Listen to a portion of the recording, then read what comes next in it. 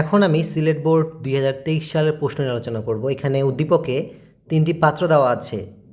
X পাত্রে 50 ml 0.21 molar sulphuric অ্যাসিডের দ্রবণ রয়েছে এবং ওয়াই পাত্রে 20 ml 1.5 গ্রাম সোডিয়াম কার্বনেটের দ্রবণ রয়েছে এবং জেড পাত্রে 10 ml 0.4% সোডিয়াম হাইড্রোক্সাইড দ্রবণ রয়েছে।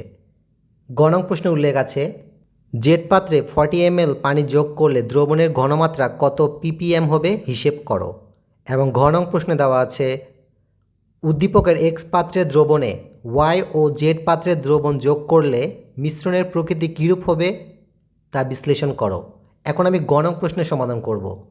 গ নং প্রশ্নের উত্তর, যেহেতু গ নং প্রশ্নে জেড পাত্রে 40 ml পানি যোগ করার পর দ্রবণের ঘনমাত্রা নির্ণয় করতে বলা হয়েছে, সুতরাং প্রথমে আমরা জেড পাত্রের দ্রব্যের ভর নির্ণয় করব। সুতরাং লেখা যায় জেড পাত্রে সোডিয়াম হাইড্রোক্সাইড দ্রব্যের ভর অর্থাৎ ডাব্লু সমান ভি মাল্টিপ্লাই বাই 0.4% বা ডাব্লু সমান এখানে ভি হচ্ছে জেড পাত্রের দ্রবণের পরিমাণ যা দেওয়া আছে 10 ml, কাজে এখানে ভির পরিবর্তে আমরা 10 দিব মাল্টিপ্লাই 0.4% বা ডাব্লু সমান ডান পাশে অংশকে হিসাব করলে পাওয়া যায় 0.04 গ্রাম। এখন আমরা গ নং প্রশ্ন অনুসারে জেড পাত্রে আরও 40 ml পানি যোগ করব। সুতরাং জেড পাত্রে 40 ml পানি যোগ করলে দ্রবণের চিত্রটি হবে ঠিক এরূপ, যেখানে দ্রবণের মোট আয়তন হবে 50 ml এবং এই দ্রবণের মধ্যে 0.04 গ্রাম সোডিয়াম হাইড্রোক্সাইড দ্রব্য থাকবে। অতএব পানি যোগ করার পর দ্রবণের ঘনমাত্রা অর্থাৎ এস সমান W multiply 1000 divide by VM, এই সূত্র থেকে আমরা ঘনমাত্রা অর্থাৎ এস এর মান নির্ণয় করব। বা এস সমান এখানে ডাব্লু হচ্ছে ভরের মান যা আমরা পেয়েছি 0.04 গ্রাম মাল্টিপ্লাই 1000 এবং এখানে ভি হচ্ছে আয়তনের মান যা আমরা নির্ণয় করেছি 50 ml, কাজেই ভির পরিবর্তে আমরা 50 দিব এবং এম হচ্ছে আণবিক ভরের মান, সোডিয়াম হাইড্রোক্সাইডের আণবিক ভরের মান হচ্ছে 40, কাজে এখানে আমরা 40 দেব। বা এস সমান ডান পাশে অংশগুলোকে হিসাব করলে পাওয়া যায় 0.02 এবং এখানে ঘনমাত্রার একক হবে মোলার। যেহেতু গ নং প্রশ্নে ঘনমাত্রার মান ppm এককে নির্ণয় করতে বলা হয়েছে, কাজেই ঘনমাত্রার এই মোলারের মানটিকে ppm এককে কনভার্ট করব। সুতরাং লেখা যায় ppm এককে ঘনমাত্রা সমান এস এম মাল্টিপ্লাই 1000। এখানে এস হচ্ছে ঘনমাত্রার মোলারিটির মান এবং এম হচ্ছে আণবিক ভর। অতএব এস এর মান হবে 0.02 মাল্টিপ্লাই এম এর মান হবে 40, কারণ সোডিয়াম হাইড্রোক্সাইডের আণবিক ভরের মান 40 মাল্টিপ্লাই 1000। এটিকে হিসাব করলে পাওয়া যায় 800 এবং ঘনমাত্রার একক হবে ppm। সুতরাং উত্তর হিসেবে লেখা যায় নির্ণীয় ঘনমাত্রা 800 ppm।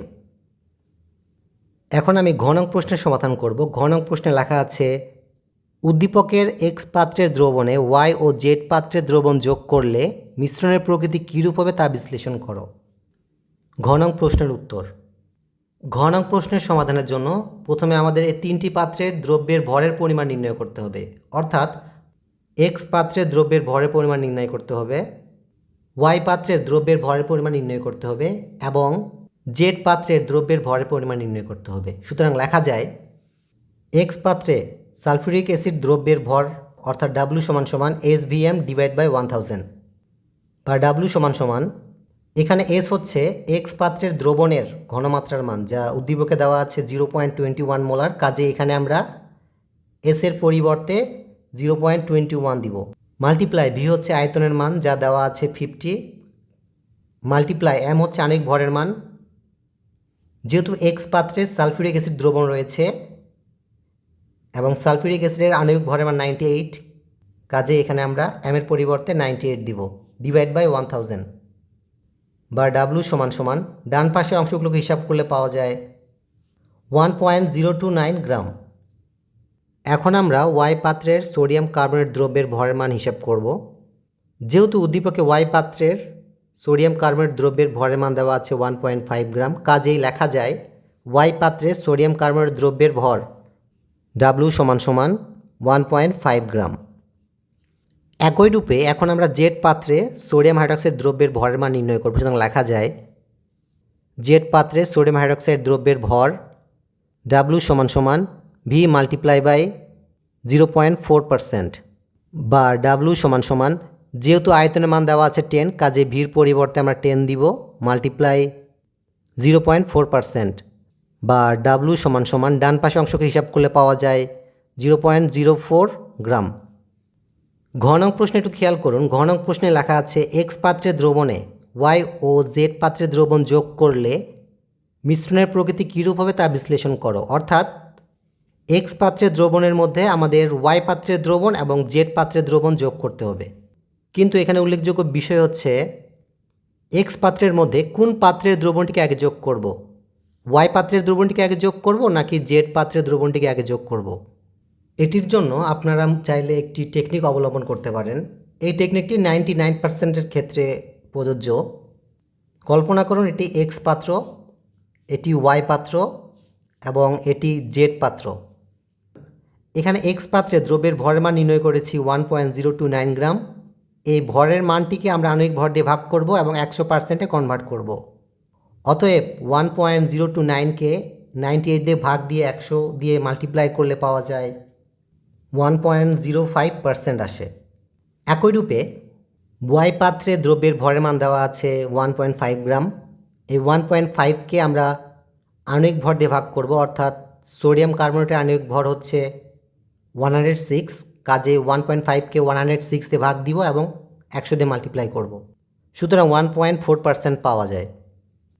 একই রূপে এখানে জেড পাত্রের দ্রব্যের ভরের মান পেয়েছি 0.04 গ্রাম। এই 0.04 গ্রামকে আণবিক ভর দিয়ে ভাগ করব। সোডিয়াম হাইড্রক্সাইড আণবিক ভরের মান হচ্ছে 40, কাজেই 0.04-কে 40 দিয়ে ভাগ করার পর 100 দিয়ে মাল্টিপ্লাই করলে আসে 0.1%। এখন একটু খেয়াল করুন, এক্স পাত্রের দ্রবণের মধ্যে যদি আমরা প্রথমে ওয়াই পাত্রের দ্রবণ যোগ করি তখন এক্স পাত্রের দ্রবণটি সম্পূর্ণরূপে প্রশমিত হয়, অর্থাৎ এক্স পাত্রের কোনো দ্রবণ অবশিষ্ট থাকে না, কারণ এক্সের তুলনায় ওয়াই এর মানটি বেশি। অন্যদিকে এক্স পাত্রের দ্রবণের মধ্যে যদি আমরা জেড পাত্রের দ্রবণ যোগ করি, এবং যেহেতু জেড পাত্রের শতকরা হার কম এবং এক্স পাত্রের শতকরা হার বেশি, সেক্ষেত্রে এক্স পাত্রের দ্রব্যটি অবশিষ্ট থাকবে, যা পরবর্তীতে ওয়াই পাত্রের দ্রবণের সাথে বিক্রিয়া করতে পারবে। অতএব ঘ নং প্রশ্নের সমাধানে প্রথমে আমরা এক্স পাত্রের দ্রবণে জেড পাত্রের দ্রবণ যোগ করব এবং পরবর্তীতে এক্স পাত্রের দ্রবণের মধ্যে ওয়াই পাত্রের দ্রবণ যোগ করব। সুতরাং এটি হচ্ছে এক্স পাত্র এবং এক্স পাত্রের মধ্যে 1.029 গ্রাম সালফিউরিক অ্যাসিডের দ্রবণ রয়েছে, এবং এটি হচ্ছে জেড পাত্র এবং জেড পাত্রের মধ্যে 0.04 গ্রাম সোডিয়াম হাইড্রক্সাইড দ্রবণ রয়েছে। যেহেতু এক্স পাত্রের মধ্যে আমরা জেড পাত্রের দ্রবণটি যোগ করছি, কাজেই সালফিউরিক অ্যাসিড এবং সোডিয়াম হাইড্রক্সাইডের মধ্যে বিক্রিয়া সংঘটিত হবে। সুতরাং লেখা যায় এক্স ও জেড পাত্রের দ্রবণ মিশ্রণে সংঘটিত বিক্রিয়া সালফিউরিক অ্যাসিড এবং হাইড্রক্সাইড বিক্রিয়া করে সোডিয়াম সালফেট এবং পানি উৎপন্ন করে, এবং ব্যালেন্সের জন্য এখানে 2 মোল সোডিয়াম হাইড্রক্সাইড হবে এবং উৎপাদে 2 মোল পানি হবে।